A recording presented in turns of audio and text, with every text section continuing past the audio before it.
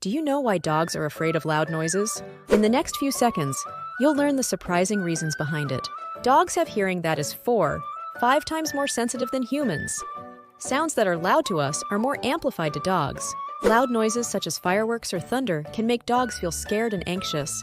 Dogs not only hear sounds, but also feel the frequency and intensity of the sounds, which can cause discomfort or pain.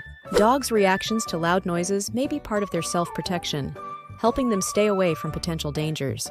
While we may experience excitement from the noise, dogs experience it as an assault on their senses. Understanding why dogs are afraid of loud noises helps us better empathize with their fears. Hit the like button if you found this useful.